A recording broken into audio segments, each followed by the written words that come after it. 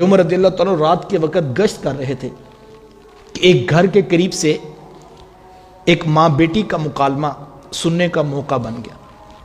حضرت عمر رضی اللہ تعالیٰ کان لگا کر کھڑے ہو گئے اور دیکھا کہ ایک ماں ہے جو اپنی بیٹی کو کہہ رہی ہے کہ بیٹا دودھ کے اندر تھوڑا سا پانی ڈال دو۔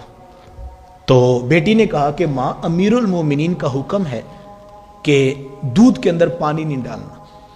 تو ماں نے کہا کہ امیر المومنین کون سا دیکھ رہا ہے؟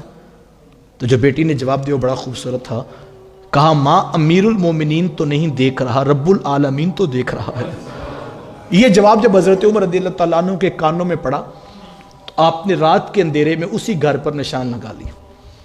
صبح کا سویرا طلوع ہوا تو زمانے نے دیکھا 22 لاکھ مربع میل کا حاکم، آدھی دنیا کا بادشاہ، ایک غریب کی چوکھٹ پر اپنے بیٹے کا رشتہ لے کر سوالی بن کے کھڑا تھا۔ اللہ اکبر! آج تو ہم کہتے ہیں ہمارے سٹیٹس کا نہیں ہے، ہمارے پاس تو 4 کنال کا گھر ہے، کم از کم تو 3 کنال کا ہونا چاہیے، چلو 4 کا نہیں تو 3 کا تو ہونا چاہیے۔ اگلی نسل کو تو اس سے آگے کھڑا کرنا ہے ہم جو اس سے آگے کا دیکھ رہے ہیں اور دولت ہی معیار بن گیا۔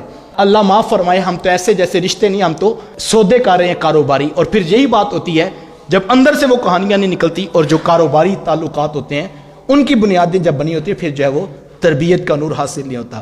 22 لاکھ مربع میل کا حاکم، آدھی دنیا کا بادشاہ، اپنے بیٹے کا رشتہ لے کر اس غریب کی چوکھٹ پہ کھڑا ہے۔ کیوں؟ کہ جس بیٹی کے سینے میں اتنا خوف ہے رب کا کہ اسے عمر کی پرواہ نہیں، اسے رب العالمین کا خیال آتا ہے کہ رب العالمین تو دیکھ رہا ہے۔ تو حضرت عمر رضی اللہ تعالیٰ نے اپنے بیٹے کا رشتہ جو ہے وہ اس بیٹی کے ساتھ کر دیا، اور یہ وہ تربیت کا نور تھا کہ پھر اس رشتے سے ایک بیٹی پیدا ہوئی اور پھر اس سے ایک بیٹا پیدا ہوا، جس کو زمانہ حضرت عمر بن عبدالعزیز رضی اللہ تعالیٰ عنہ کے نام سے جانتا ہے۔ انصاف کا ایک نیا نام جو حضرت عمر رضی اللہ تعالیٰ عنہ کی نسل سے جو ہے وہ جنریٹ ہوا، وہ حضرت عمر بن عبدالعزیز رضی اللہ تعالیٰ عنہ کا تھا۔ تربیت کی اماج گاہ جو ہے وہ ماں کی گود ہے، اور جب ماں نیک ہوگی، ماں پاکیزہ ہوگی، ماں صالحیت کا نور رکھتی ہوگی، ماں تہجد کا سجدہ رکھتی ہوگی پاس، تو نتیجتاً اولاد کے اندر دین کا ذوق پیدا ہوگا، نسلیں جو ہیں وہ دیندار ہوں گی۔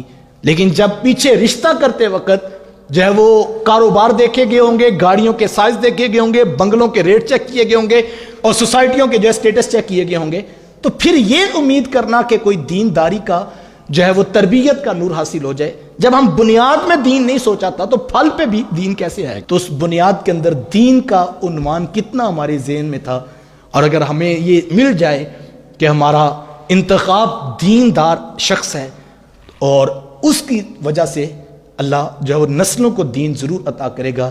یہ وہ اولاد کا پہلا حق ہے جس کے اوپر ہمیں آج غور کرنا چاہیے، اور اسی کو پیش نظر